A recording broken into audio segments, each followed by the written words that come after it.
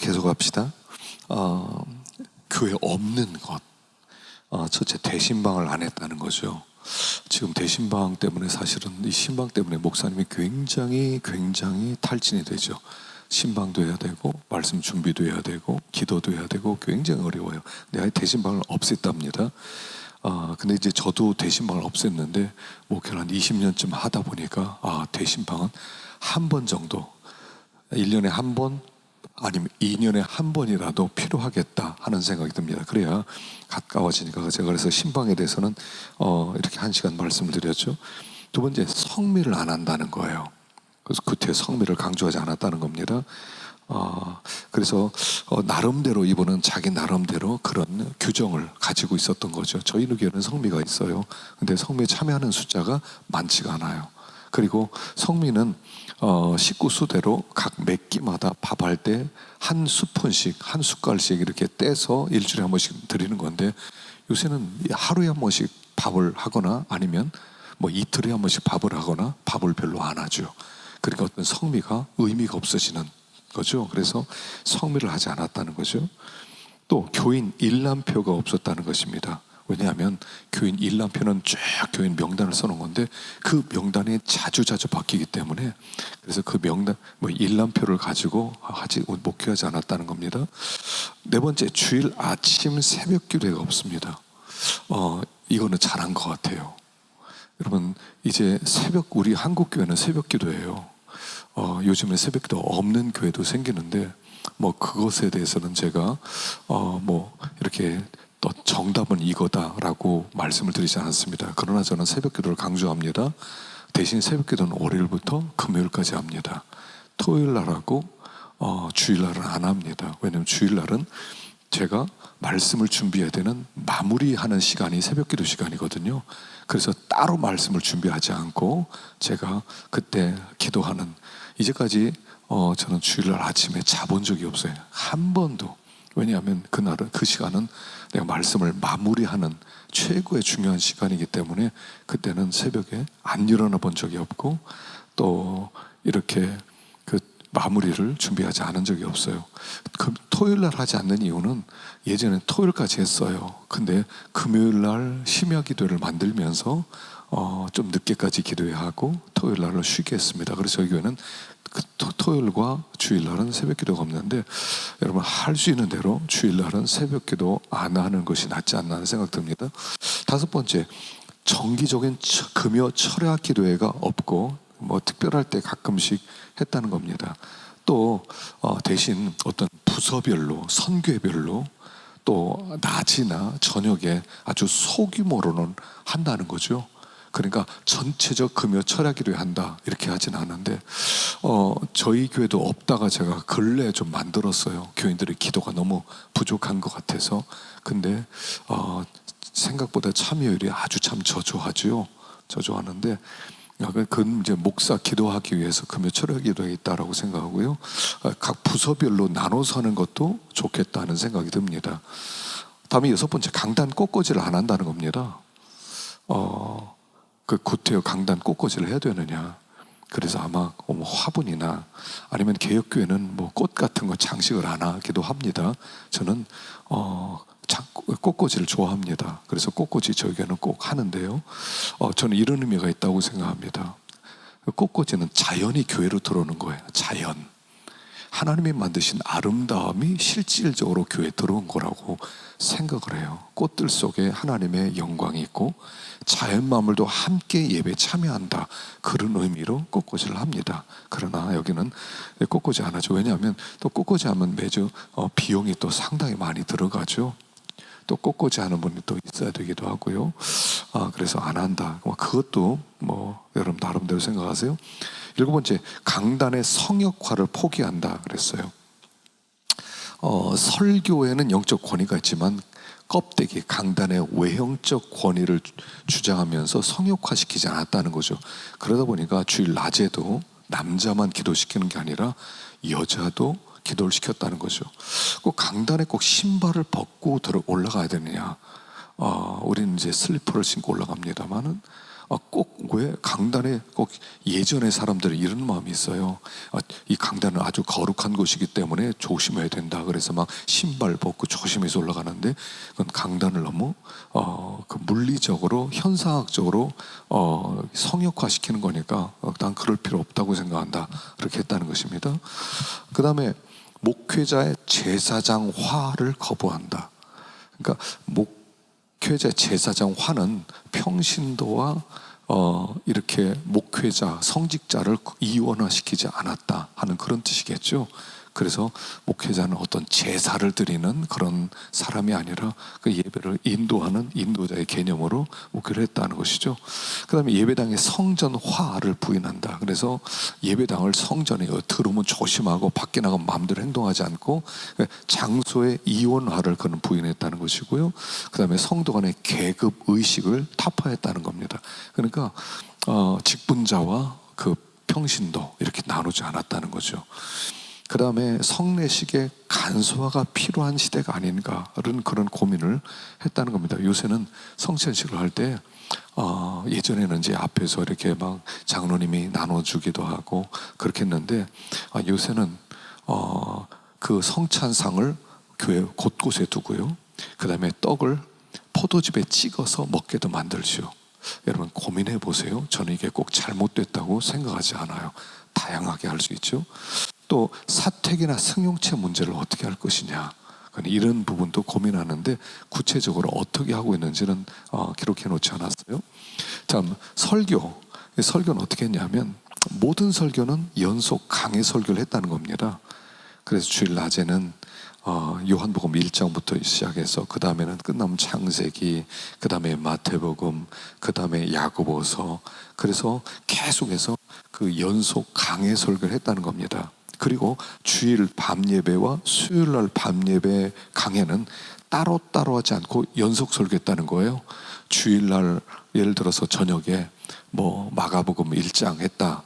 그러면 뭐 그 다음 수요일 날은 마가복음 2장하고 이렇게 연속 설교를 했다는 거죠. 이것도 좋은 방법입니다. 새벽 기도회는 성수위원회에서는 매일 성경 큐티 교재로 계속 했다는 것이죠. 이분은 준비를 많이 했어요. 한 10년 전에 전국 교회 설교자의 설교를 한 2,000평 정도 수집해서 연구하고 분석하고 자료집을 만들어서 나름대로 이렇게 책으로 한번 출판도 했다는 거죠. 그때 이제 이 목사님이 그걸 연구하면서 뭘 느꼈냐면 본문과 설교 내용은 전혀 달랐다는 것에 충격을 받았다는 거죠. 그래서 이분 나름대로 설교를 어떻게 해야 되는가에 대한 분명한 자기 확신이 있었다. 자기의 그 깨달은 게 있었다 하는 것이죠. 여러분 설교를 한번 분석해 보는 거 참 중요합니다. 많은 분들의 설교를 여러분들이 이렇게 좀 배우세요. 좋은 스승들이 좀 있어야 됩니다. 젊었을 때 지금 가장 말씀을 잘하는 목사님이 있다. 그러면 그분 설교를 한 적어도 한 50편 정도는 들어보세요. 한 1년, 2년. 예를 들어 지금 뭐 이찬수 목사님의 굉장히 뜨고 있습니다. 뭐 교인들이 몰려듭니다. 말씀을 좀 들을 필요가 있어요. 이 사람 개혁주의가 아니야. 여러분 비판부터 하지 마세요. 배우세요. 뭐 유기선 목사님이 목회를 잘합니다. 지금 그래서 많은 사람들이 합니다. 그럼 유기선 목사님 설교를 계속 들어보세요. 비판하지 말고 먼저 들으면서 이건 이런 부분이 이렇게 하는구나. 이렇게 하는구나. 근데 이분은 이런 약점도 있구나. 난 이렇게 하면 안 되겠구나. 그 나름대로 요 근래에 들어서 이렇게 목회 잘한 분들의 설교를 많이 좀 들으세요. 내 것만 좋다 이러지 말고 창조는 모방에서부터 나오는 거예요. 여러분들이 지금부터 한 10년 동안은 뭐 여러 목사님 설교를 많이 들으셔야 돼요. 그리고 자기의 스승 될 만한 분들의 그분들을 여러분들이 저분은 내 스승이다. 그러면 그분들의 설교는 꾸준히 들으세요. 나와 차원이 다르게 설교하는 분들이 분명히 있어요. 저도 지금도요. 제가 이렇게 뭐 말씀 못 드리지만 저의 선생님 같은 그런 스승이 있어요. 굉장한 인사이트를 줍니다. 제 설교를 굉장히 활력 있게 만들어주는 그런 분들이 있어요. 그런 분들의 설교를 꾸준히 들었다는 겁니다. 설교 시간은 어떻게 했냐면 이렇게 생각했답니다.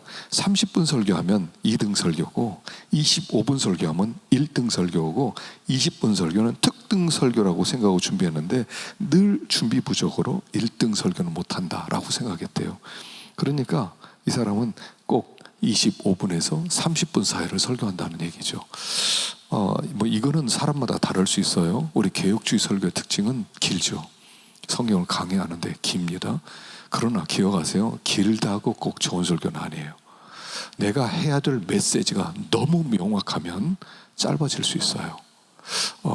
명확하지 않기 때문에 길어질 수도 있다는 것을 알아야 돼요. 그래서 저도 예전에는 길어야 좋다 생각해서 막 예를 들어서 빌립보서를 가지고 얼마나 오래 하느냐, 에베소서 이걸 몇 년 동안 할 수 있느냐, 그의 능력자다, 다 헛소리입니다. 실력 있으면 짧게 할 수 있어요. 그래서 제 생각에는 30분, 제 설교는 항상 30분, 40분 그 사이를 하려고 애를 써요. 애를 쓰는데 물론 길게 하는 것도 실력이 있어야 되지만요, 그러나 메시지가 명확하면, 그러나 임팩트 있게 짧게도 할 수 있다. 그래서 설교의 길고 짧은 그 자체로 판단할 수 없다라고 생각을 했으면 좋겠어요. 그리고 세 번째, 설교 중에 최소한 2번에서 3번 정도 웃을 수 있는 내용을 찾았다는 겁니다. 왜냐하면 현대 도시교인의 어떤 심리적 상처가 있기 때문에 한번 웃을 수 있도록 하기 위해서 어떤 때 그런 너무 유치한 걸 가지고 웃게 만들면 슬퍼요. 내가 이렇게까지 해서 웃겨야 되나. 근데 참 저는 이 말에 굉장히 공감을 합니다. 유머가 있으셔야 돼요. 그러니까 유머가 있다는 얘기는 웃겨라, 뭐 개그맨이 되다 이런 뜻은 아니에요. 그러나 여유가 생기면 웃게 만들 수가 있어요. 그 유머는 꼭 어떤 웃긴 이야기를 찾아서가 아니라 존재로부터 나는 유머가 있으면 여러분 좋겠습니다. 그 다음에 예화집이나 유머집은 종교적 판매처에서 꼭 찾지 않고 일반 서점에서도 많이 찾았다는 거예요. 아주 동의합니다. 왜냐하면 저도 어떤 유머집을 볼 때 꼭 기독교 서점에서 찾지 않고 일반 서적에, 예화를 찾을 때요, 일반 서적에 인문학 책도 많이 보세요. 제가 이제 그 목회와 커뮤니케이션 과목에서 이런 얘기를 좀 하는데, 인문학을 하셔야 돼요. 인문학은 인간이 누구냐는 본질적 질문에 답한 문학, 역사, 철학이거든요. 근데 거기에 굉장히 좋은 이야기들이, 예화들이 많이 있어요. 그래서 그런 데서 찾았다는 겁니다. 그다음에 그 예화에도 우리 문화에 맞는 이야기들이 성도들에게 좀 친근하다는 거죠. 뭐 춘향전, 또 무슨 허생전, 뭐 이런 이야기들이 있죠. 심청전. 여러분 심청전 보시면요, 완전 성경 이야기예요. 심청이는 예수님입니다.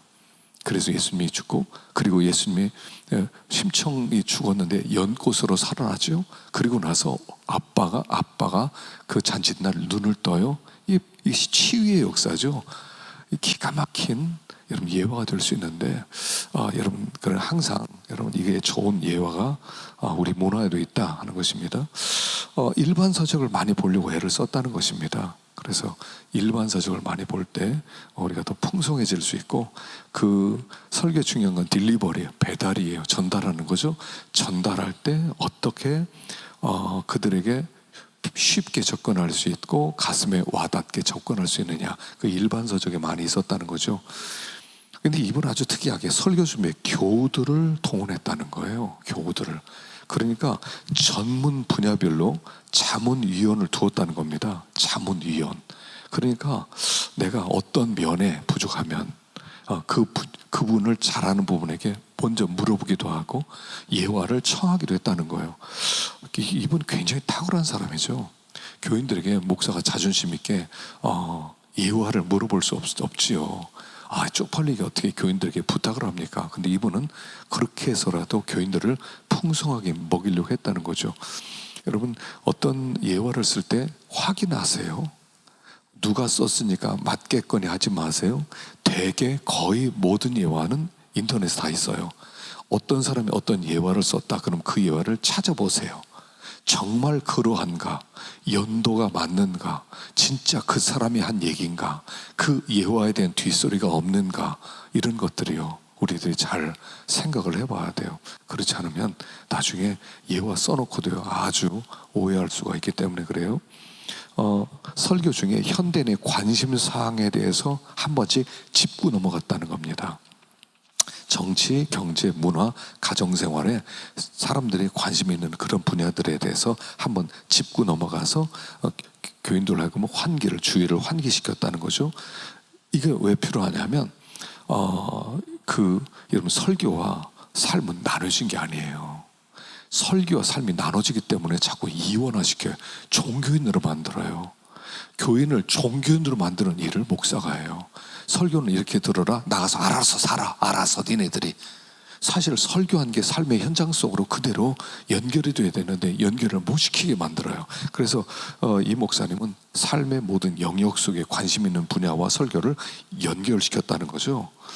굉장히 베테랑입니다. 설교가 개척교회 부흥에 있어서 큰 비중을 차지한다. 그래서 주일 낮 설교에 초점을 맞추죠.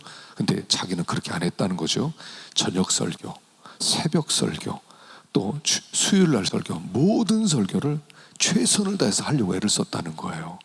사실 이게 맞는 거죠. 거의 우리가 주일 낮 예배에 막 집중하다 보니까 새벽기도는 대충, 3일기도 대충, 그러니까 교인도 목사님들 대충 하니까 우리도 대충 이렇게 되는 거였거든요. 그래서 그는 모든 설교를 똑같이 비중을 주고 준비를 했다는 겁니다. 또 시사주간지, 경제신문, 부동산, 하다못해 주택정보지들도 봤다는 거죠. 큰 교회 설교를 이렇게 많이 들어보니까 시사성도 있고요, 해학성도 있고요, 특별히 쉽고 편안했다는 거죠. 여러분, 큰 교회는 사람들이 많이 모입니다. 많이 모이면 그 물이 많이 모이려면 낮아져야 돼요. 쉬워야 돼요. 여러분, 이렇게 어렵게 설교하면요, 교인들이 잘 안 보여요. 그래서 여러분들, 이제 우리 이 교단이 이제 개혁주의 교단입니다. 개혁주의 교단으로 차원 높은 설교하면 큰 교회는 조금 어려워요. 왜냐하면 사람들이 쉽고 편안한 걸 좋아하거든요. 그래서 여러분들이 큰 교회를 하고 큰 목회를 하고 싶다 그러면 여러분들이 이렇게 시사성과 해학성과 쉽고 편안하게 하세요. 그러나 진리는 들어가게 하셔야 돼요. 나는 큰 교회 아니고 나에게 주신 분수대로 하겠다. 여러분들이 깨닫는 대로 고지곳대로 그렇게 하십시오. 여러분들이 편안한 대로 가시길 바랍니다. 그 다음에 예배입니다. 예배는 어떻게 했냐면 예배 순서의 변화와 다양화, 그 다음에 예배 시간의 세분화를 시도했다는 거예요. 그래서 이걸 배우기 위해서 시내 많은 교회들을 탐방해서 좋은 것을 일일이 연구했다는 겁니다. 저는 여러분들에게 추천하고 싶은 건데, 혹시 사역을 일단 안 하는 분들, 사역지가 없는 분들, 사역하다가 좀 힘들어서 내려오는 분들, 그때부터는 여러분들이 큰 교회 다니면서 각 교회 탐방하면서 연구를 하세요. 예배를 어떻게 드리는지, 분위기가 어떤지, 목사님은 어떤 특징을 가지고 있는지, 교회 입구에서부터 어떻게 나는, 이걸 여러분 연구하세요. 저도 한국 들어올 때 한 30교회 정도를, 미국에 있는 30교회 정도를 다니면서 리서치를 한 적이 있어요. 나름대로 쭉 연구를 하면 여러분 새로운 교회가 나올 수 있어요. 그래서 여러분들이 이분처럼 유수의 교회를 탐방해서 좋은 걸 아주 눈썰미 있게 예리하게 배울 필요가 있다 생각합니다. 이 목사님이 고민을 했던 것은 뭐냐면, 왜 언제부터 기도 시작해 묵상 기도로 시작했냐는 거예요. 그래서 그는 묵상 기도로 시작하지 않았다는 질문을 던져보는 거예요. 다 같이 묵도하심으로 예배를 시작하겠습니다. 근데 언제부터 시작됐냐는 거죠.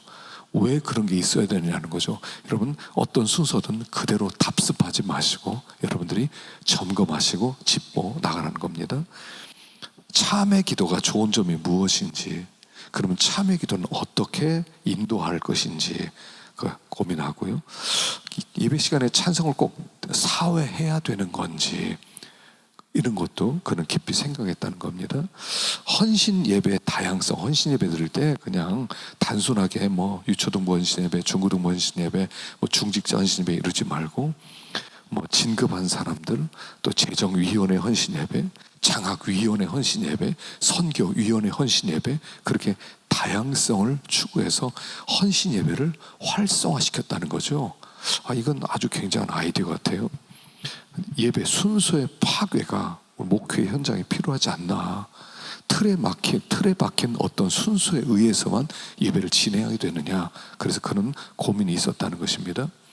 또 오히려 예배 전에 설교자가 교우들과 인사하는 시간을 갖는다면, 시작하면서 여러분 안녕하십니까? 편안하셨습니까? 하면서 보고 고생하셨습니다. 이렇게 인사하는 것도 좋지 않았겠느냐. 외국에는 이렇게 교회원들이 참 많더라고요. 또 꽃꽂이는 꼭 해야 되는가? 또 3일 기도회를 꼭 수요일 오후 저녁에만 하는 건가? 오전에 하면 안 되는 건가? 그런 다양한 것을 연구했다는 것입니다. 지각하는 교우들에게 사탕을 나눠줬다는 거고요.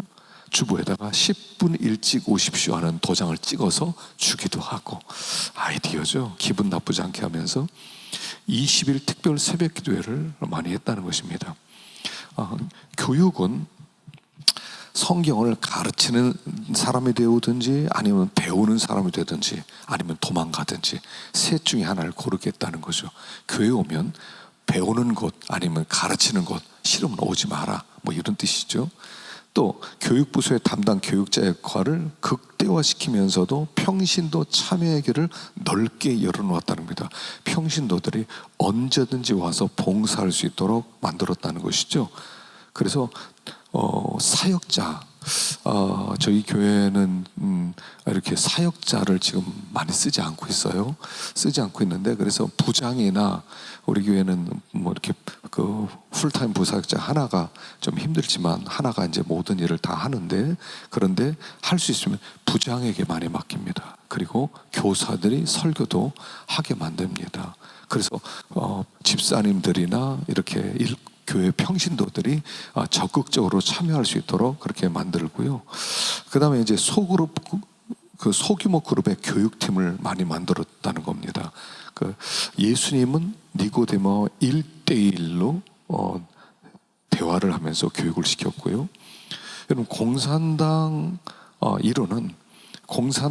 이론에 완전히 따라올 사람은 3%만 있으면 혁명을 시도할 수 있다고 생각합니다. 여러분, 3%예요. 바닷물이 소금이 3%죠. 여러분, 3%만 따라오면 교회를 이끌어갈 수가 있어요. 강력하게.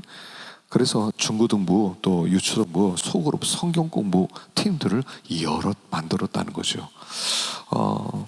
그 3km 지역에 교육관을 좀 설립도 해놓았답니다. 그러니까 교회 근처에 위치가 없을 때 좀 떨어져도 괜찮다는 거죠. 떨어져서 거기서 교육할 수 있도록 만들어놨고요.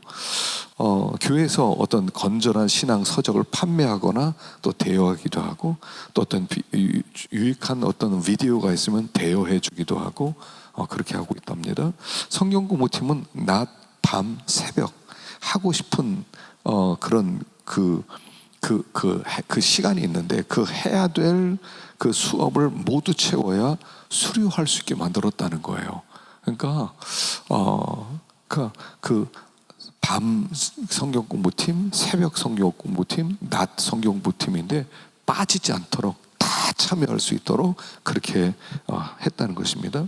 성경 공부 교재는 어떻게 했냐면 시중에 나온 것도 활용하기도 하고, 아니면 성경을 그대로 배우는 귀납법적 성경 공부를 같이 활용했다는 거예요. 그래서 성도들이 연구하고 발표하고 말하게 하는 그런 방법을 시도했다는 겁니다. 자, 그러니까 뭐냐면요, 여러분, 성경 공부 교재는 엄청나게 많아요. 여러분들 관심을 가지고 서점에 가보세요. 성경 공부 교재는 굉장히 많아요. 근데 하나를 선택하는 게 너무 어려워요. 왜냐하면 그 사람에 맞는 교재를 만들어 놨기 때문에. 나에게 맞는 교재는 하나도 없다는 뜻이에요. 그래서 저는 목회하는 분들에게 꼭 이렇게 좀 추천을 하고 싶은데, 성경 공부 교재를 만들라는 겁니다. 왜냐하면 내가 다룰 수 있는 분야를 중심으로 만들라는 거예요. 내가 잘 가르칠 수 있는 분야를 만들어서 가르칠 때 최고로 잘 가르칠 수 있어요. 근데 다른 사람이 만드는 걸 가르치려고 그러면은 어떤 때는 질문의 요지도 모를 때가 있어요. 왜 이 질문이 여기 나와야 되지? 나도 파악이 안 돼요. 그러니까 성권경보 교재를 여러분들이 좀 연구를 하고 여러분들이 조금 직접 만드는 것도 좋겠다 싶습니다. 그 교회 등록할 때 그 7주 과정으로 새신자반을 했고, 이때는 담임 목사 항상 직접 가르쳤다는 겁니다. 저도 동의하는데, 새가족반은 저도 직접 제가 가르칩니다. 왜냐하면 담임 목사하고 친해질 수 있는 기회예요. 그리고 그때 정착을 많이 해요. 그래서 우리는 새가족반 다음에 양육반을 함께 이어서 바로 해버려요.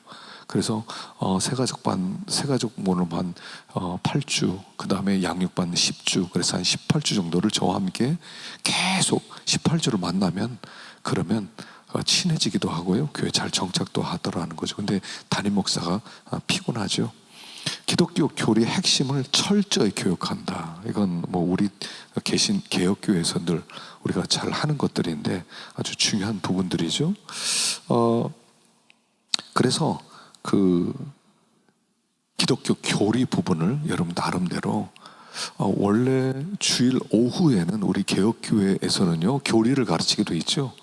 우리 개혁교회에서 이렇게 쭉 내려오면서, 그래서 주일 오후에 웨스트민스터 신앙고백, 소리 문답, 또는 하이델베르 유리 문답, 벨직 이런 것들 다 주일 오후에 많이 가르쳤죠. 이런 부분도 필요합니다. 그리고 나서 교리를 가르칠 때 주일 성수에 초점을 맞췄고요. 그 다음에 11조 교육을 시켰다는 겁니다. 여러분, 11조 교육을 시켜야 돼요. 헌금 광고 난 안 한다, 그건 자랑이 아니라 욕이에요. 저는 뭐 교인이 성숙하면 헌금하니까 저는 헌금 설교는 별로 안 합니다. 그건 아주 고단수가 아니에요. 여러분, 고단수는 11조 가르치는 게 고단수예요. 11조를 가르치셔야 돼요. 그래야 11조에 하는 법을 배워야 교회가 탄탄해지고 교인이 탄탄해지거든요.